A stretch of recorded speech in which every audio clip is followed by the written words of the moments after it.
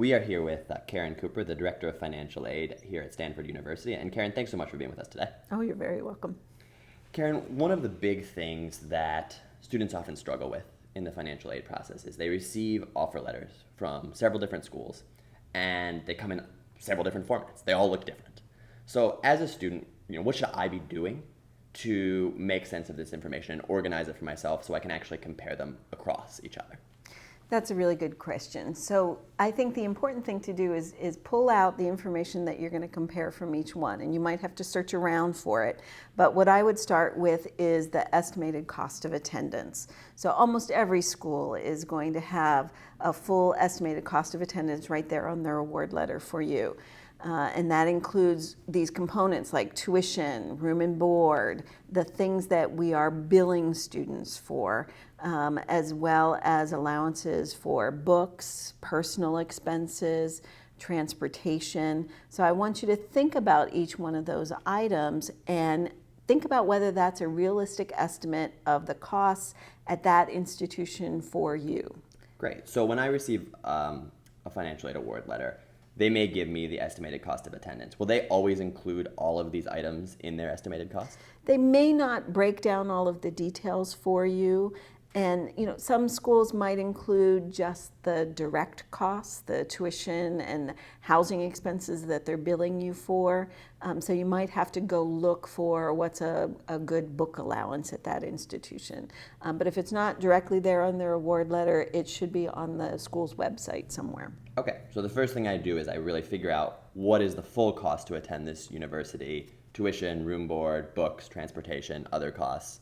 Add that all together, I've got my estimated cost. That's right. Where do I go from there? Well, I think the next thing to look at is the free money. Where's the good money that they're giving you, that they've offered to you? So you're going to want to look for any grants and scholarships, and usually those are very clearly identified on an award letter. So the total amount of scholarships from the school, if there are any federal grants being offered or state grants, or any outside sources of scholarship funds. Great. And so once I have my estimated cost of attendance and I have my grants and scholarships, what do I do next?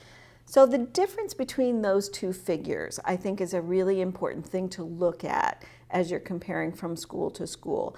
Because whatever that cost of attendance is, less all of the scholarships and grants you've been offered, that is the amount that's going to come out of your pocket one way or another. Net cost is another thing that's often labeled. Now, it may come, you may be offered loans or work study to help meet those net costs, but anything else that's not covered by grants and scholarships, you're going to be responsible for in one way or another. Okay.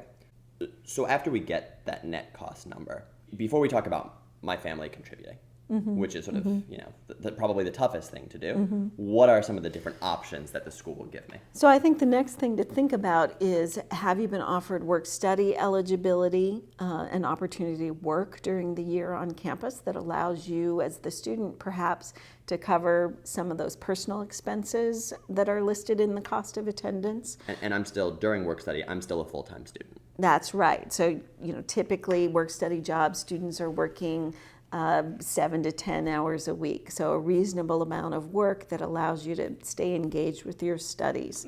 So in addition to work study, I know that oftentimes on financial aid packages, there's a Stafford loan or a Perkins loan listed. What exactly are those loans? So those are loans that the school is suggesting that you will need to help cover that net cost. And they've determined that amount based on the information that you've provided on your financial aid applications. So it's the amount that they're suggesting. It doesn't necessarily mean that that's all that's available. So you might, if you are thinking about maybe borrowing more or working less, those kinds of options that you have available to you, you can talk to the financial aid office about that. So now that we understand work study and sort of the Stafford and Perkins loans that might be out there, how do we actually get from net costs to what my family is actually going to have to pay on a yearly basis? Right.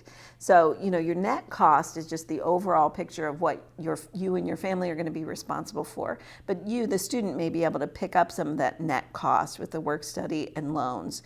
So you'll want to subtract those amounts from the net cost, and that remaining amount is what you need to sit down with your parents and have a conversation about how are we as a family going to cover these costs.